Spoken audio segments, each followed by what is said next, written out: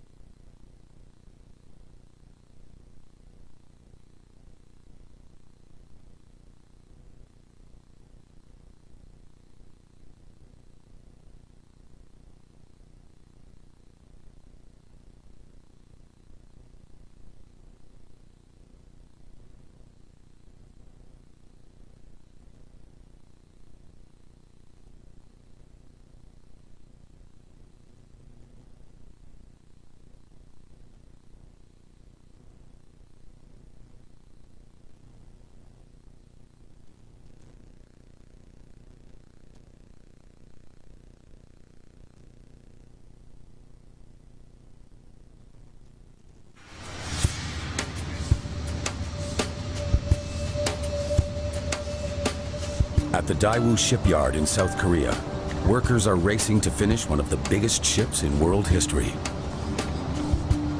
It will dwarf an aircraft carrier, carry enough crude oil on a single voyage to top up the gas tank of every car in Canada, and cost nearly $100 million to complete. The Hellespont Fairfax will be a wonder on the high seas of the world. But there's one big question. When launch day comes, will this super ship float?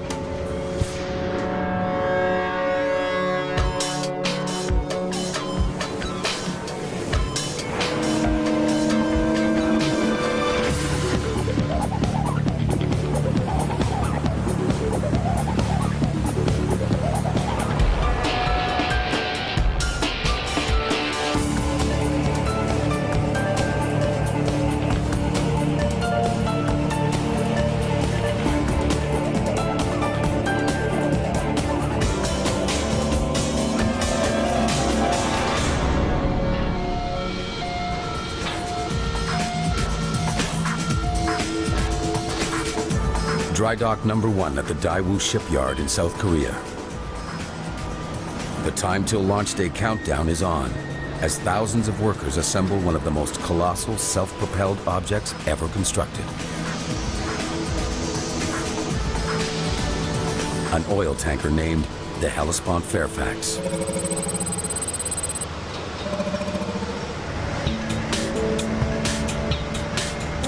Planned for more than a year and assembled on an 18-month schedule. The stakes are as huge as the ship's propeller.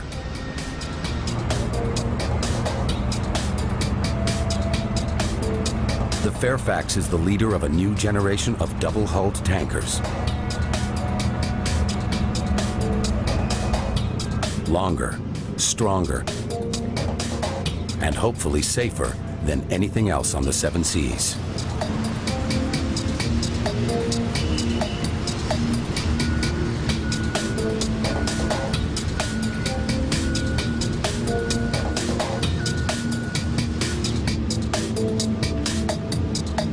Its dimensions are staggering.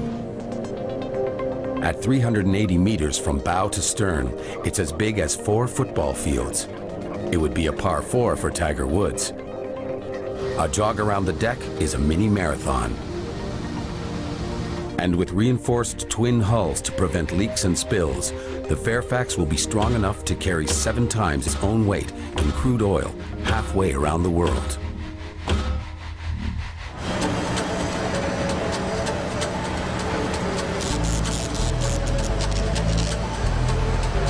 The Fairfax is too huge to be manufactured in a single location. So parts were shipped in from factories in Europe and elsewhere in Asia. Putting it all together was a mammoth exercise in engineering, economics, and teamwork.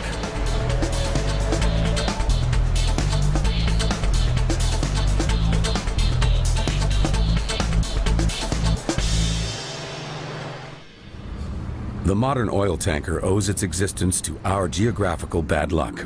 We live here in North America, but the oil is there on the Arabian Peninsula.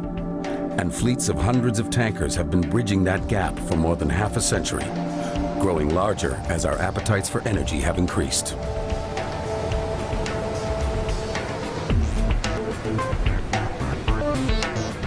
And while profit is the reason why a ship this huge is being constructed, environmental protection is behind the double-hulled design.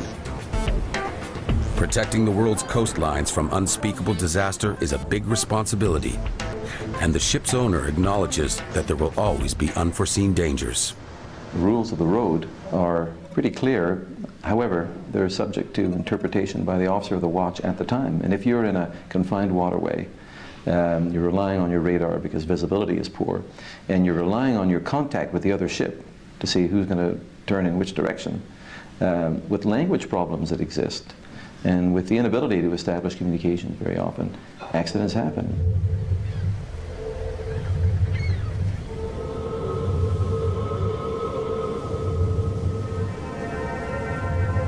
(1989), an accident which caught the attention of the whole world. The Exxon Valdez grounded on a reef in Prince William Sound, Alaska.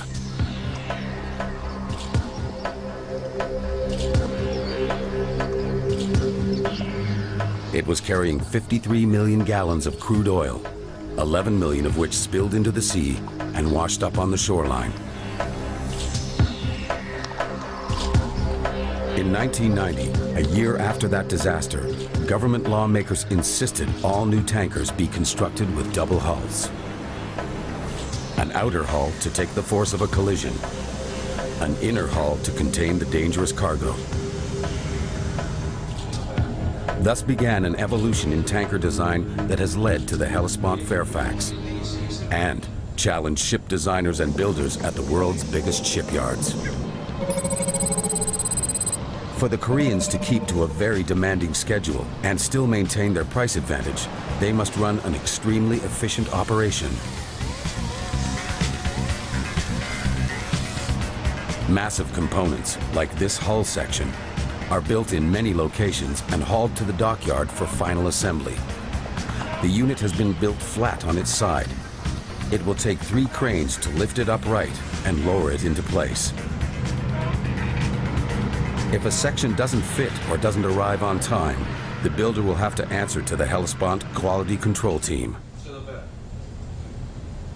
Brought in from Europe and North America, this group will stay on top of every single weld, every inch of wiring, every paint job during the 18 months of construction. Their leader is Mike Kennedy, a native of Sarasota, Florida. Mike works out of the Hellespont headquarters in Greece, but until the Fairfax is finished, he will live full-time in Korea. Anything that's not signed and you're 100% happy that you will live with it forever, then you have to keep it open. The team includes marine architects, engineers, and even the man who will captain the ship on sea trials. Okay. Did it fix itself in 5-10 minutes, or always was wrong?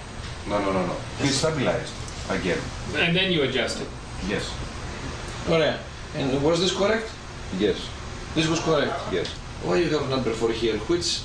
Wearing their team colors makes them even easier to spot among the thousands of shipyard workers.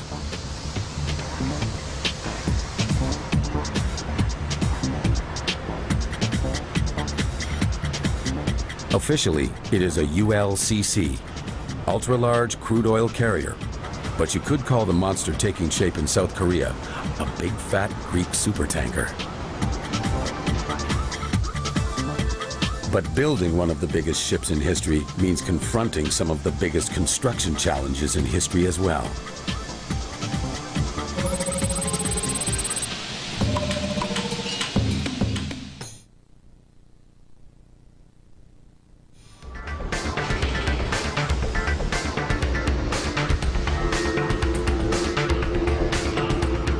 Launching the Fairfax is the ultimate dream of a Greek family named Papachristides. Emigrating to Montreal in 1930, Phyxos Papachristides built a successful business, selling rare postage stamps to collectors. When the Second World War ended, he leveraged his stamp business to buy 9 war surplus cargo ships.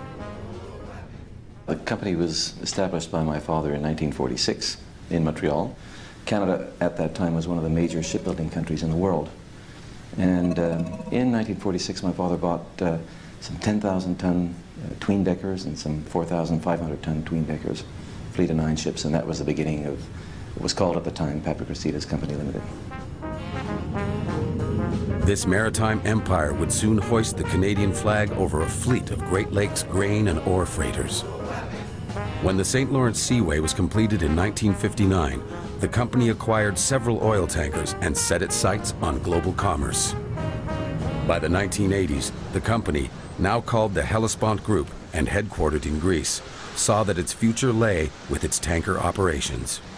Well, shipbuilding, as you can appreciate, has moved from America and Europe to the Far East over the years because of the cost of labor initially, and then the productivity of yards in the Far East. Today, Korea is bigger than Japan in terms of volume of ships built, and they also happen to be the most economical.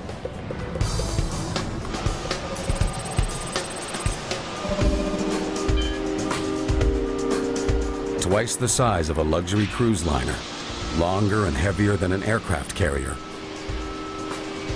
The world's largest double-hulled tanker is being built for only one purpose: to transport as much crude oil as possible from the wells of Arabia to the refineries of Texas and Louisiana, and then to hurry back for more. These ships are big ships, and there's only so many places in the world they can go and take a full loaded cargo. The base case scenario that's always examined when we do any design was, could we load in Saudi Arabia? And the prime discharge area that we always considered was U.S. Gulf area. It will take more than 5 weeks to sail the ship around the Cape of Good Hope, across the Atlantic to the Gulf of Mexico. A shortcut through Suez is out of the question, because fully loaded with crude, it will draw 24 meters and tear the bottom out of the canal. Unloading at the U.S. end will require only a few hours before the Hellespont Fairfax sails back to Arabia, light enough to take the faster route through the Suez Canal. That one-way ticket costs $400,000, but it will shave a week off the return trip, and the next delivery will more than cover the toll. In fact, the Fairfax will earn back its $100 million price tag in just 4 round trips.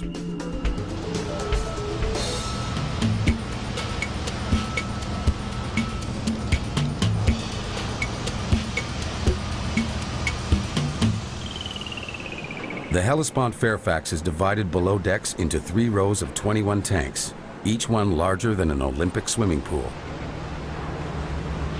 Total capacity is 3.2 million barrels.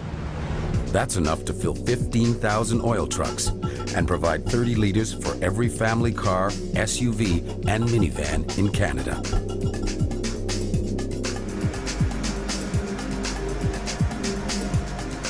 The ship has on board 21 cargo tanks. They're arranged in 3 columns, aft to forward, and they're individual, and they're individual for many reasons, one of which is commercially we can carry many different grades of crude oil. Crude oil just isn't crude oil, it's what kind of crude oil, and we can carry different cargoes in each of the tanks.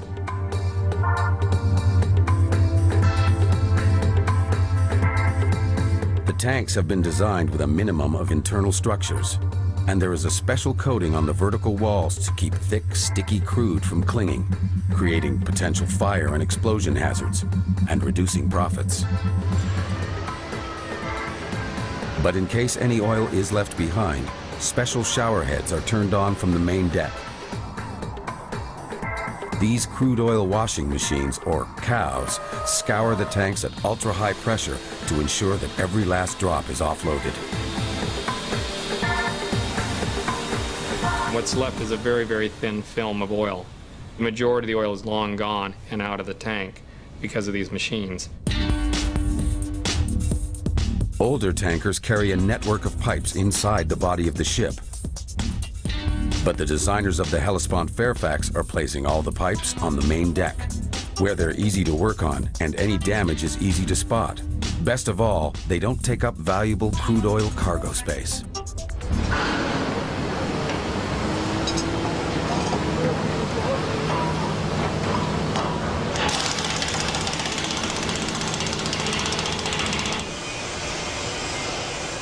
The double steel hull, cargo tanks, and piping systems for the world's biggest double-hulled tanker are a triumph of marine design.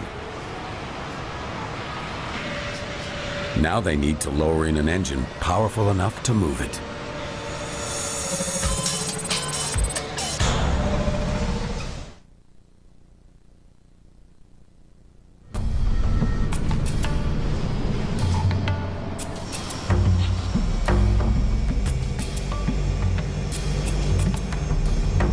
This is not an intercontinental ballistic missile, though it's certainly big enough.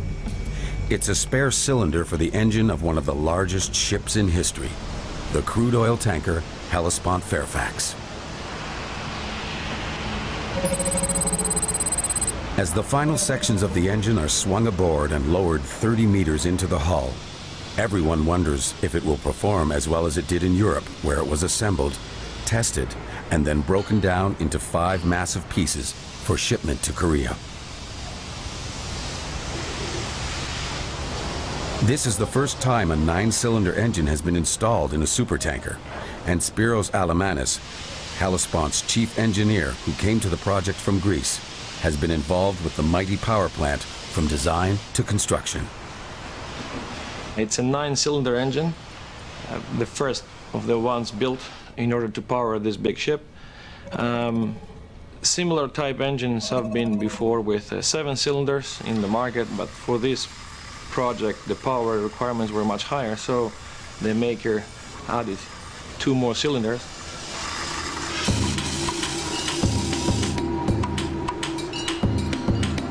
Nine cylinders may be 3 fewer than some high-end sports car engines, but these 9 pistons will generate more thrust than half a dozen 747s at full throttle.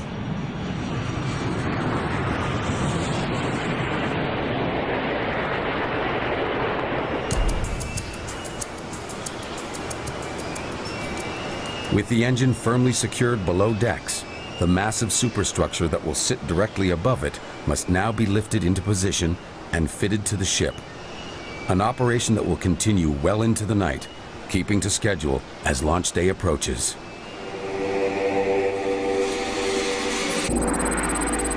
With the bridge in place, the engine assembly can be completed. The scale is, well, it's titanic. But the cycle of ignition and exhaust are similar to the diesel engine in a family car. When the enormous cylinders compress the fuel, it ignites on its own, forcing down a piston head the size of a backyard gazebo.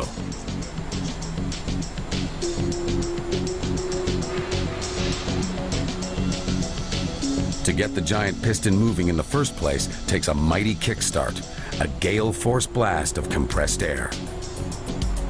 What the compressors will do is they'll force the cylinders to go around, and that will be enough usually to start the ignition process. And then once it starts going, it will go unto itself.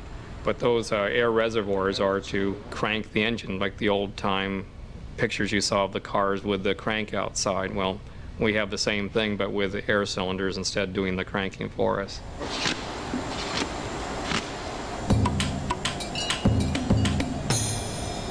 These engines are designed to burn heavy fuel oil. That's one of the heaviest distillates that you can get from crude oil. That fuel is a thick sludge, barely refined from heavy crude oil. Room-sized purifiers filter out wax, water, and other scum, ensuring a clean burn. We take out the water, we take out all the heavy solids that cannot be used, and then we heat it up to make it very light, and we have a nice combustion. The engine is directly coupled to the propeller shaft. No gears, no clutch, no neutral.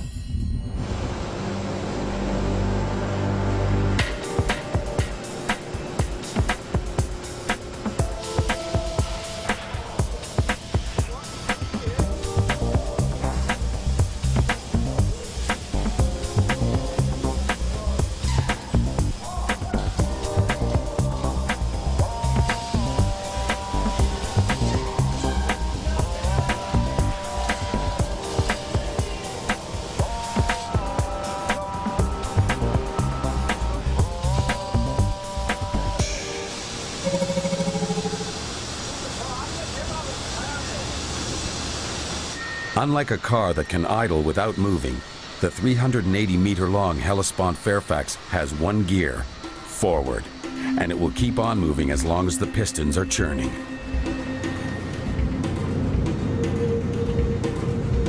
Many large ships have 2 engines and 2 propellers. This giant needs only one, but it's a whopper. At over 10 meters high and weighing in at more than 100 tons, this mountain of aluminum and bronze took 5 days to cool off after it was cast, and 3 weeks of polishing to give it perfect balance. The rudder seems like another work of science fiction. It's as big as a Wimbledon singles court and weighs 228 tons. Connected to a shaft, the rudder is turned to port or starboard by this hydraulic system in the steering gear room. Because of the immense size of the Hellespont Fairfax and the speed at which it is designed to travel, unbelievable forces are exerted on the rudder. One of the biggest steering gear machines ever built is needed to keep the ship on course.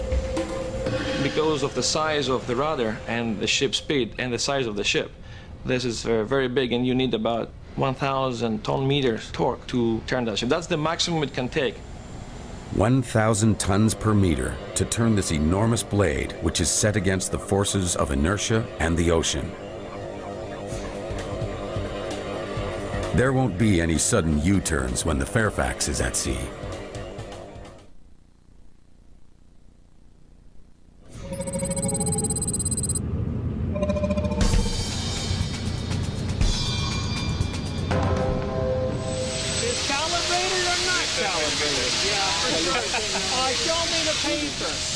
As the tanker gets closer to launch day, Mike Kennedy will sign off on the job in stages. Today, he's measuring the depth of one of the crude oil tanks and finds a variance of 4 millimeters.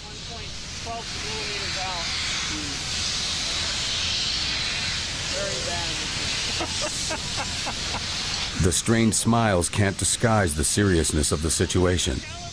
If Kennedy refuses the job, a whole section of deck will have to come off. If he accepts it, the specs will have to be adjusted. It's a Mexican. Make that a Korean standoff. 4 millimeters over a distance of 3,400 millimeters. I'll sign for hearing it only. To the relief of the construction boss, Mike accepts the adjusted paperwork.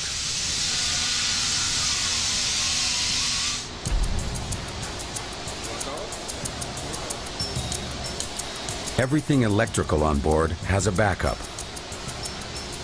One of these 3 generators is always on standby. To carry all this power around the ship, 120 kilometers of cable will be installed. Every meter of which has to be very carefully insulated. Imagine a raging electrical fire on a ship that doesn't even allow cigarettes on board. Ultimately, all the wiring leads back to the nerve center of the ship, the bridge. In an extreme emergency, the vessel is so completely automated that it could be kept on course by only one person. For the captain, it's the full responsibility of the ship. I'm responsible for the loading operation, discharging operation, the whole traveling operation. I'm responsible for the security of my crew. I'm responsible for the security of the cargo. Supertanker captains belong to a very select group of seafarers. Only the best mariners in the world are trained for this job. Captain George Serafiminas has left his family at home in Athens to bring his ship handling expertise to the construction site. The captain and his crew will be surrounded by the very latest in electronic navigational aids. And, of course, each system is duplicated, because on a 38-day voyage across the South Atlantic, the ship is a long way from a repairman or a service call.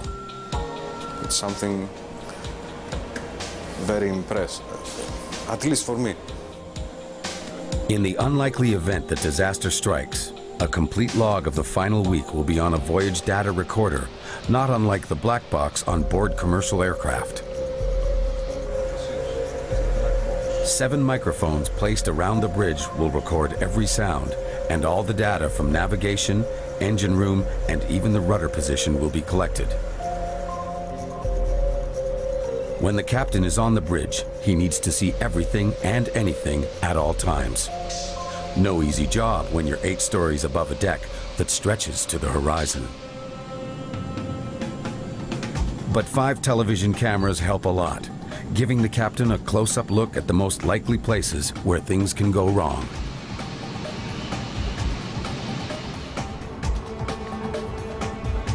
Below the bridge and taking up most of this huge structure are rooms for 45 people, 39 crew members, and 6 Egyptian pilots who will live aboard during the careful voyage through the Suez Canal.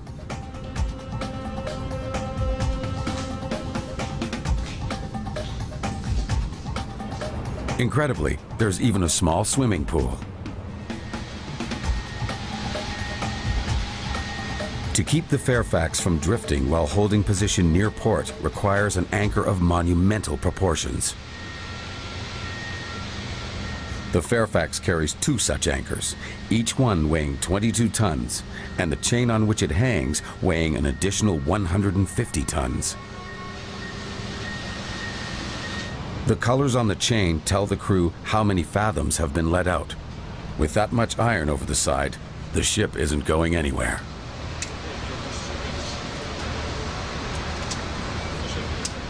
Stopping the Fairfax at sea is a different matter. That 9-cylinder engine will get the Hellespont Fairfax moving at a top speed of 20 knots, or 36 kilometers an hour. Number 8 cylinder, the temperature is 375 degrees Celsius. Okay. If the engine suddenly fails, it will take more than half an hour for the ship to gradually glide to a halt. If the ship is running and suddenly you have no power, then by its own inertia will keep going and the speed will go down. But in a calm condition, we estimate that this would be over 2.5 miles. Unless it hits something big, like Barbados, Aruba, or Cuba.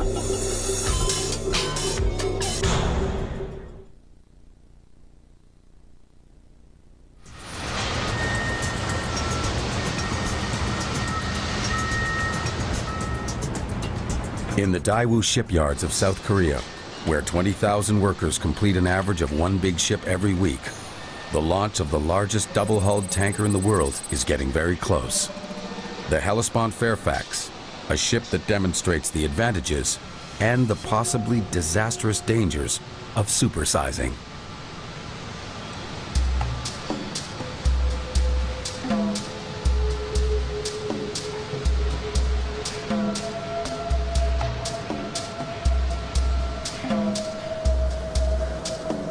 Supertankers as a class of ships seldom come this close to land. They prefer to offload at pipelines attached to mooring stations several kilometers offshore. I'm going to take a line from you through a center lead as an escort there, huh?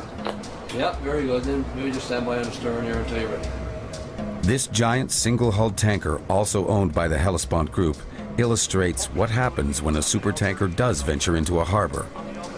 As it slows down, it loses its ability to steer. A tugboat off the stern is there to act as a rudder. Maybe 1 or 2 escorts, so. Yeah, roger that now. Now we have... If something went wrong and the tanker's single hull ruptured, the massive amount of oil it carries would end the ecological life of the bay for years to come. The captain on the bridge should be paying.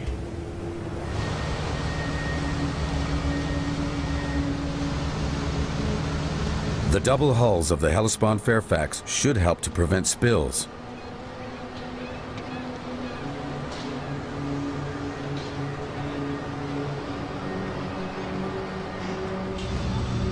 But it's still carrying millions of tons of flammable petroleum across some of the stormiest seas in the world.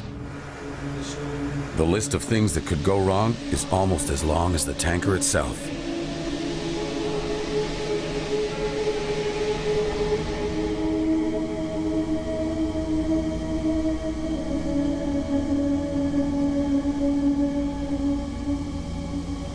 At the top of the list, a possible explosion. If any of the volatile fumes and residues of millions of liters of crude oil linger in the 21 giant tanks, a network of 240 electronic gas detectors called sniffers will be on continual alert. The last thing you want is a spark in that mixture, but you're going to probably get something potentially is there. That potential is a spark of static electricity produced whenever a liquid flows through a narrow tube at ultra-high pressure. But nothing can burn without oxygen, and Mike Kennedy has designed a unique system that fills the empty tanks and crawl spaces with non-explosive inert gases. Gases that are a byproduct of the ship's own engine.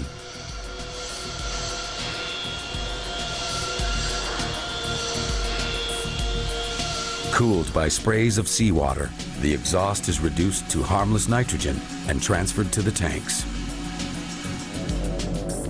We've tested it in real conditions, and it works well. We can fill a tank safely with inert gas very fast, very efficiently, very thoroughly. And then when we need to inspect that tank or go in that tank, we can, what they call gas free it, put fresh air back in the tank so people can go inside, and we can do it fast, thoroughly, efficiently. And I think it is a real addition, a new addition to safety at sea.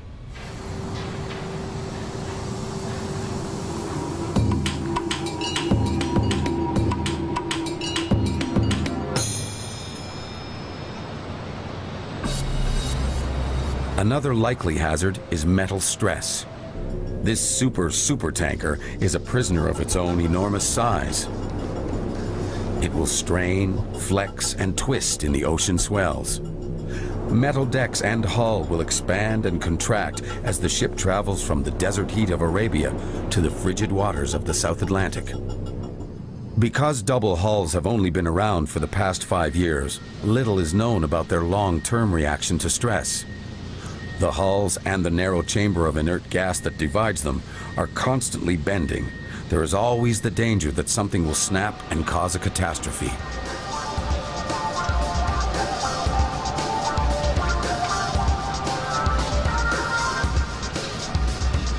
Along the deck, a series of stress sensors detect movement in the hull, which will alert Captain Seraphiminus to slow the ship down or change direction to reduce the strain.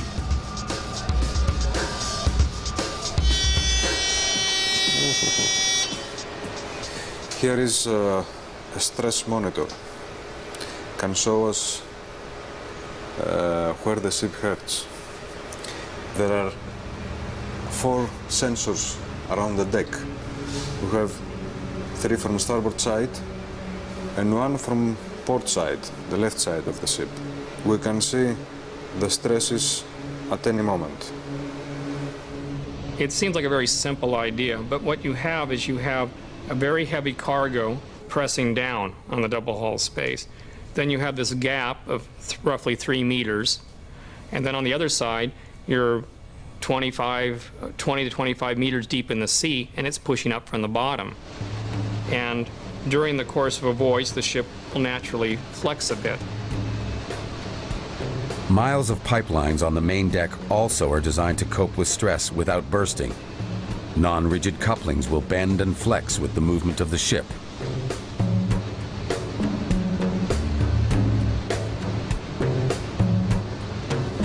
Below decks, there are more hazards.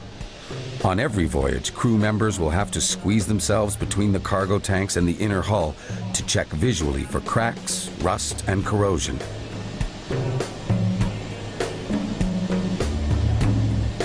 The job will take 4 men 3 whole days as they wander for miles, caught between millions of barrels of oil, tons of flexing steel, and the infinite ocean. Even the ship's outer surfaces are cause for concern and potential danger. Acres of blinding white epoxy paint on the upper deck are intended to reflect the Arabian sun, while coat after coat of rust-proofing on the hull will fight corrosion and repel the barnacles and other marine hitchhikers that could slow the ship down and cost its owners time and money.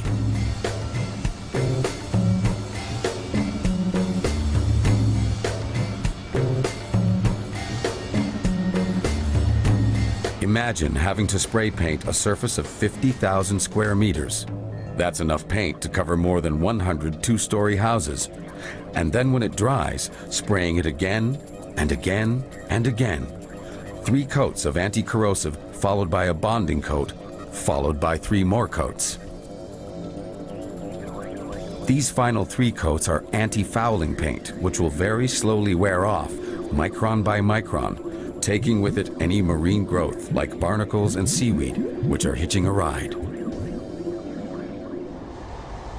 Inside the tanks, another monumental paint job. Anti-abrasive coating is applied to resist the corrosive cocktail of seawater and sulfur.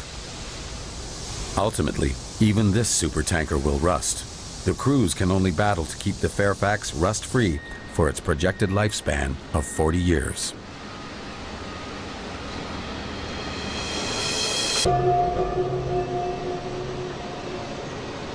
The rest of the ship is painted white to reflect back some of the desert heat and reduce evaporation of the precious cargo, and white so that any leaks or drips will be easily seen.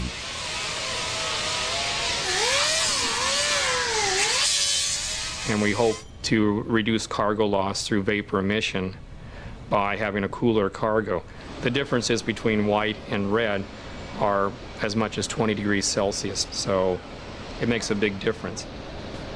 For the crew members who find the acres of glaring white decks hard to take, there will be a special issue of ultra-dark sunglasses.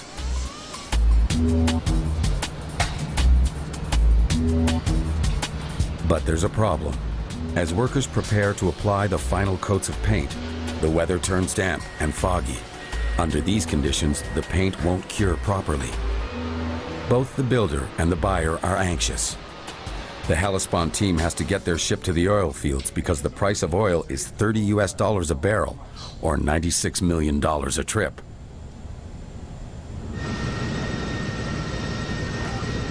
And the Korean shipyard, well, they'd like to get to final delivery and an $80 million payday.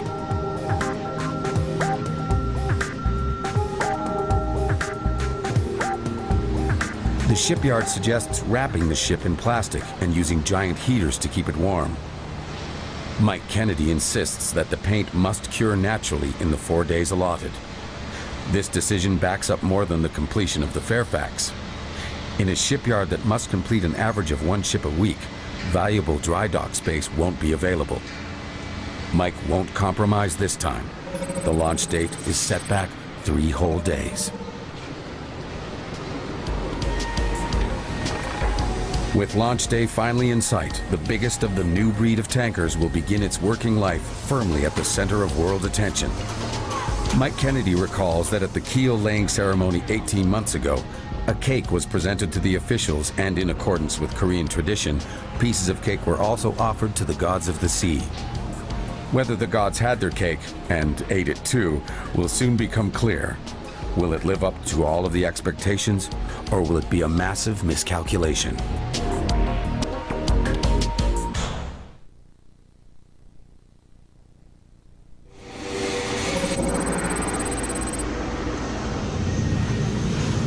Launch day in South Korea for one of the largest ships in the history of ships, the Hellespont Fairfax.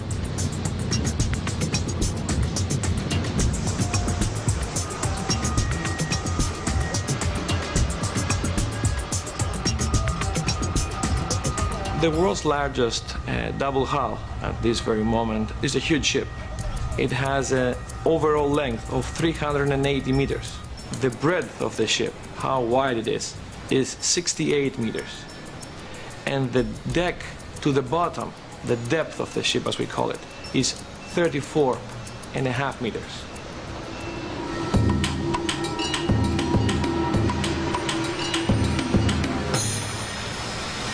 For 4 hours, water is let into the construction dock until the Hellespont Fairfax slowly rises from its berth. Without ballast, the mighty propeller remains well clear of the water.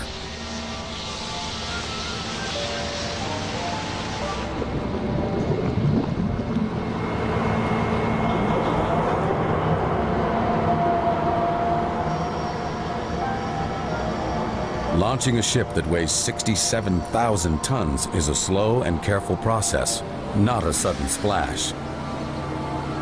There will be no champagne and no sliding down a slipway into the harbor.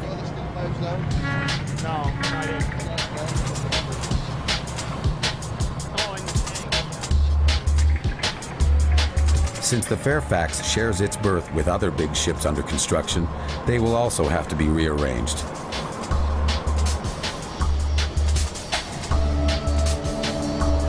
In some cases, huge bits of ships find themselves prematurely launched.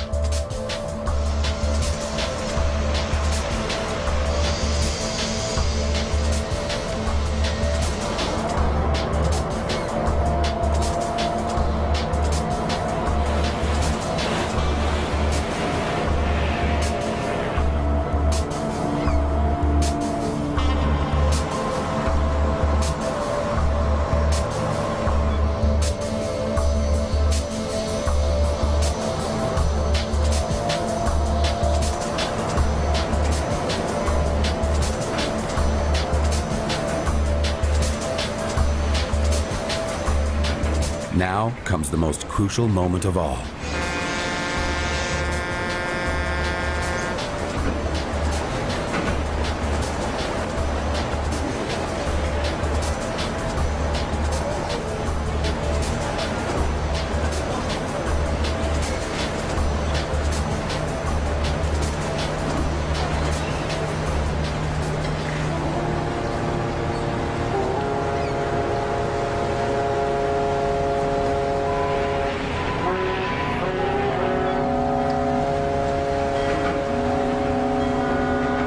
To a chorus of ship's horns, the Fairfax floats free. A man-made sea monster finally taking to the sea. It has taken 18 months to assemble the double hull.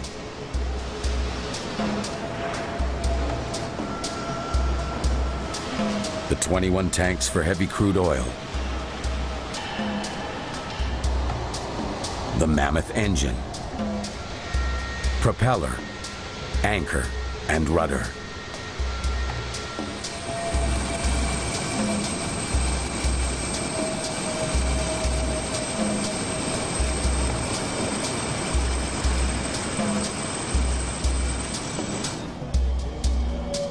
Now, every system needs to be checked out before the maiden voyage to the oil wells of Arabia. The engine will be checked for vibrations at full speed ahead. Pressure and lubricating oils are watched intently. The mighty engine needs a complete oil change every 2 hours. Smoke detectors, bridge alarms, steam turbine pressure, everything is scrutinized.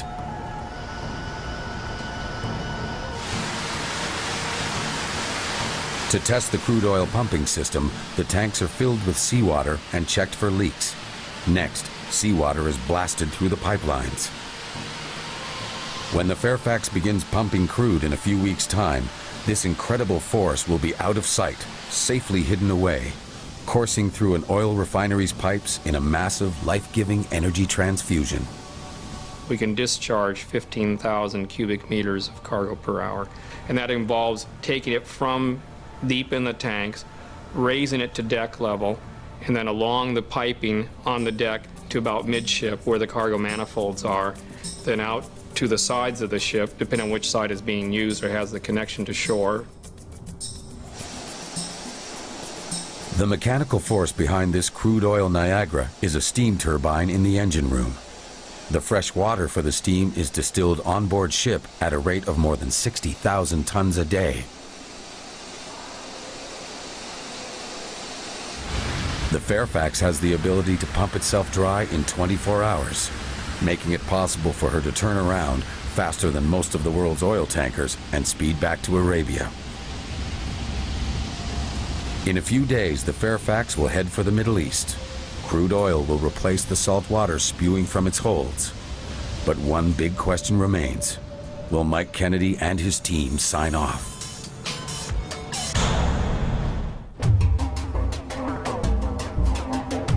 The reason why we built these tankers is because they will carry roughly 50% more oil per trip, and yet our operating costs for bunkers and insurance and crew will only be about, say, 15% more. And this will equate to a savings that can be used both to increase our profits and also give something to the oil companies that come to charter us. This is the destiny of the Hellespont Fairfax, to travel between the wells of Arabia and the shores of North America in 38 days, feeding our insatiable appetite for energy. And as for the sign-off from the Hellespont Quality Control Team, the hydrodynamics of this vessel had been great. It was even beyond the shipyard's expectations. And they go fast, they're efficient, they can turn nicely. It's just beautiful.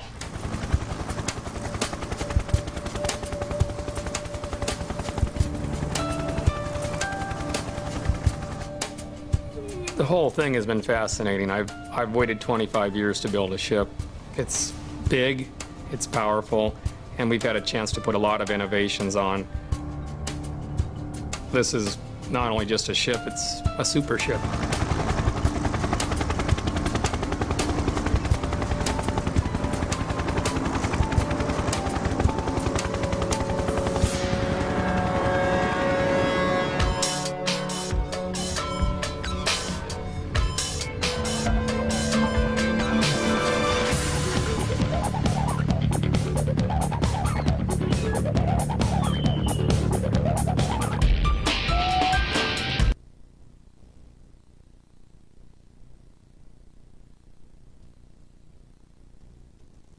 The ancient Chinese had super ships that were way ahead of their time. Floating mega fortresses, 600 feet long, capable of carrying 2,000 troops. Catapults that flung red-hot cannonballs. High-tech underwater mines, capable of wrecking holes in any ship. Many believe the ancient Chinese naval engineers were so advanced that they built ships large and strong enough to cross the Pacific Ocean and discover